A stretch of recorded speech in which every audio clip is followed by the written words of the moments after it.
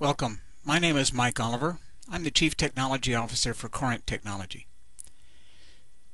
This is going to be a brief movie where we will show you the creation of a multi-tenant SaaS application to run on DB2 WebSphere application server on the Amazon Elastic Cloud. The application will be a product lifecycle management system based on a SaaS application template from our library. We will customize it slightly. We'll deploy it on EC2, DB2, and WebSphere, and then we'll log in as admin and show how to add and manage tenants. This is the user interface for the SaaSFactory. Upper left-hand corner we have a component library, an application template library, and then we have the current applications in development. These combine to let us build applications from templates and deploy them quickly. We're going to be deploying today on the Amazon Elastic Cloud, and we have three instances of our SaaSFactory and the SaaS engine on the cloud, and the first one on the list here is what we're going to be deploying to today. We started with a DB2 AMI from IBM and then added WebSphere and LDAP to make a custom AMI. Now we're going to create a new application, and it's going to be based on the simple PLM template.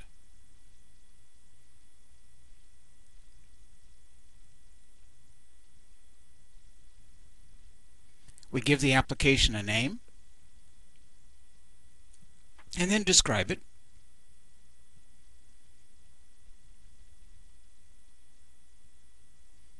And we select from an existing template the simple PLM template. Next, we select the database that we want to use. Our choices are DB2, MySQL, Oracle, and SQL Server. We're going to select DB2 because that's what we've got running on our AMI. I give it a IBM PLM schema name. And when I click Finish, it's going to generate a new application based on the template that we selected earlier.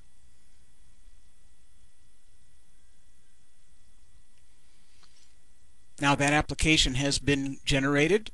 We have a copy of it in our applications, and it includes all of the components that were in the template.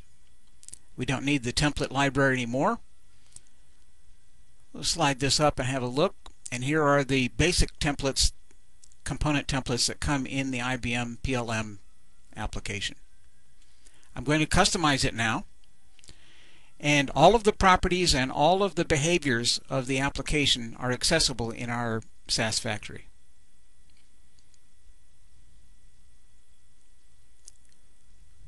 The first change I'm going to make is I'm going to add a title to the grid component that is bound to the requirements table. And I'll give it a label of requirements.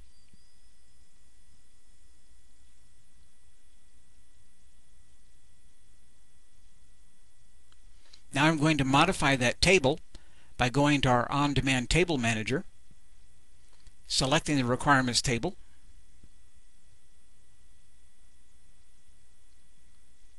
and I'm going to add a field that I see was left out in the original template.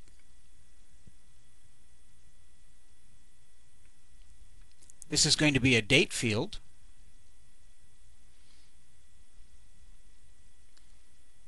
And it's going to be called Customer Approval Date. I save that.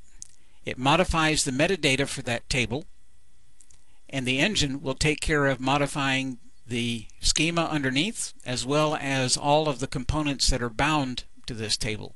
So the grid gets a new column, the input form gets a new field. Now I'm going to customize the look and feel by changing a CSS style on the login component. I'll select a background color of light blue. and a border color of dark blue. I'll increase the corner radius until I'm satisfied, and then I'll click Save and Preview to have a look.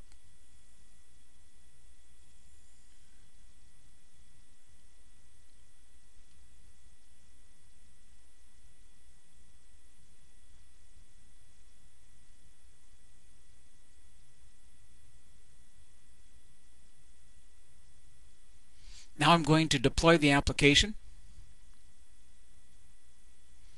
onto my local WebSphere application server on the Amazon instance where this SaaSFactory is running.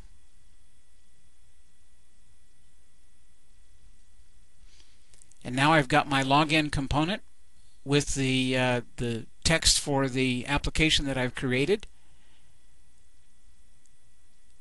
Part of the deployment is to populate a database with the sample data from the template. So I've got a default login for the admin user, and I'll go ahead and log in. After logging in as the admin user, I can manage the tenants for that application. In this case, I've got some sample data loaded, and I'm going to add a new tenant.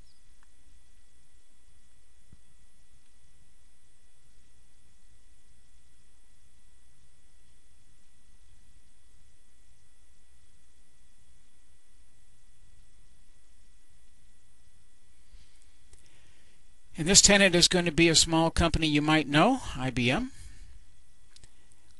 We're going to give it a subdomain so that we can keep the tenant login separate. We can also do it on a single domain model. I'm going to set up the tenant now. And now that tenant is created and added to the system. I can also manage my on-demand tables right in the running application. Because it's a metadata-driven system, I can go into the same requirements table and add new columns, and the existing columns, as you can see here, the customer approval date, are also retained. Now I'm going to log in as the tenant admin to show a different administration screen.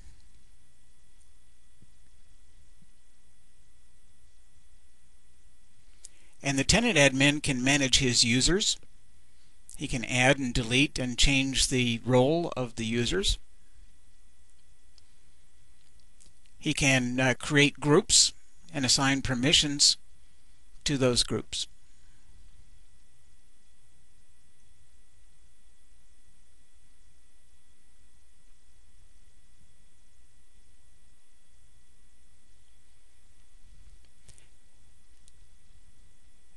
Now, as you can see, in less than 10 minutes, we have created a new application, deployed it on DB2 WebSphere on the Elastic Cloud, and shown how a multi-tenant application can be created and managed. Thank you very much.